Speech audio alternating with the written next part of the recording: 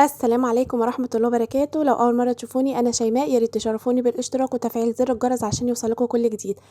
هنعمل النهارده جناش هنعمله سهل جدا، اقتصادي. انا معايا هنا 250 ملي من الميه من الحنفيه عادي خالص. حطيت عليها معلقه كبيره من الكاكاو الاسباني الخام، ومعلقه كبيره من الزيت ده بيكون نضيف ملهوش اي ريحه. لايك وشير للفيديو. وهنا حطيت بقى 500 جرام من الشوكولاتة، اي نوع بتفضليه.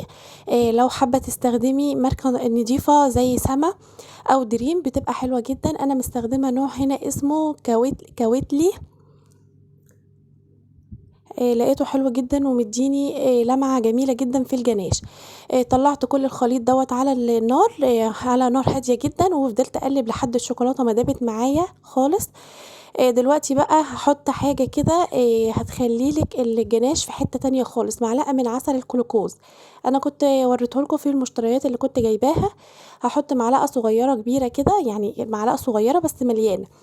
هحطه في الاخر وهو الجناش معايا دافي، بطل يطلع دخان كتير. وبعدين هنفضل نقلب، هيقلبوا معايا هيخليه مراي. وحطيت نقطتين من الزيت. واخدين بالكم اللمعة بدأت تظهر ازاي؟ شايفين الجناش تحفة جدا. اهوت شايفين المنظر عامل ازاي؟ بصراحة رهيب رهيب رهيب. يعني انا لو فضلت اتكلم من هنا لحد السنة الجاية انا مش هوفيه حقه بصراحة. وممكن تستخدمي نوع اسمه فيينا. الفيينا برضو حلو جدا في الجناش، بس بقت غالية جدا جدا يعني. كنا الاول بنجيب الكيلو ب35 جنيه، دلوقتي الكيلو معدي.